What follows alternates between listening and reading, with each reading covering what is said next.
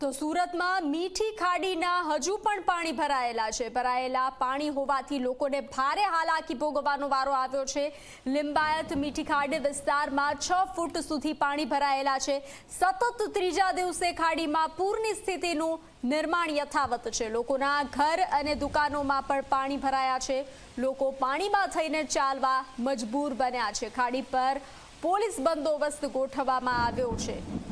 तो आप જોઈ રહ્યા છો પૂરો વિસ્તાર બેટમાં ફેરવાયો હોય તેવા દ્રશ્યો સામે આવ્યા છે। સુરત સહિત દક્ષિણ ગુજરાતમાં જે રીતે ધોધમાર વરસાદ વરસ્યો હતો જેને કારણે સુરતમાં ખાડીપૂરની પરિસ્થિતિનું નિર્માણ થયું છે। હાલમાં ઝી 24 કલાકની ટીમ ગ્રાઉન્ડ ઝીરો ઉપર પહોંચી છે। આપ સીધા દ્રશ્યો જોઈ શકો છો।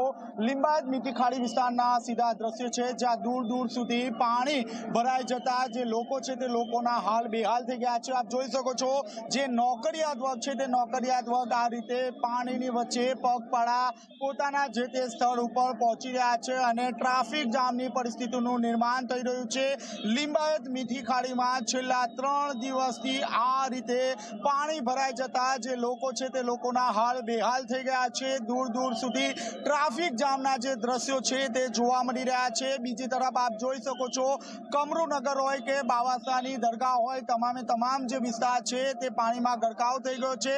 હાલમાં પણ ખાસ કરીને આપ સીધા દ્રશ્યો જોઈ શકો છો લિંબાયત મીઠી ખાડી વિસ્તારના સીધા દ્રશ્યો છે જ્યાં હજી પણ 5 થી 6 ફૂટ જેટલા જે પાણી છે તે પાણી ભરાઈ જતા આખું મીઠી ખાડી વિસ્તાર છે તે બેટમાં ફેરવાઈ ગયું છે। આપ સીધા દ્રશ્યો જોઈ શકો છો જે દુકાનો છે જે ઘર છે તે ઘરમાં 5 થી 6 ફૂટ જેટલા જે પાણી છે તે પાણી ભરાઈ ગયા છે જેને કારણે લોકોમાં રોષની લાગણી જોવા મળી રહી છે। કારણ કે દર વર્ષે સુરત મહાનગરપાલિકાને અહીં પાણી ન ભરાય તે માટે રજૂઆત કરવામાં આવતી હોય છે। સ્થાનિક ધારાસભ્ય અને કોર્પોરેટરને પણ રજૂઆત કરવામાં આવતી હોય છે। તેમ છતાં જાળી ચામડીના જે અધિકારીઓ છે તેમના દ્વારા પ્રી મોન્સૂનની કોઈ પણ પ્રકારની કામગીરી કરવામાં આવતી નથી। આપ જોઈ શકો છો જે મીઠી ખાડી જે છે તે બાજુમાંથી જ પસાર થઈ રહી છે। પોતાની જે ભયજનક સપાટી છે તે વટાવી ચૂકી છે જેને કારણે લિંબાયત મીઠી ખાડી વિસ્તાર આખું જે છે તે બેટમાં ફેરવાઈ ગયું છે। હજી પણ જો હવામાન વિભાગ દ્વારા જે રીતે રેડ એલર્ટની આગાહી કરવામાં આવી છે હજી પણ આ જ રીતે વરસાદ રહેશે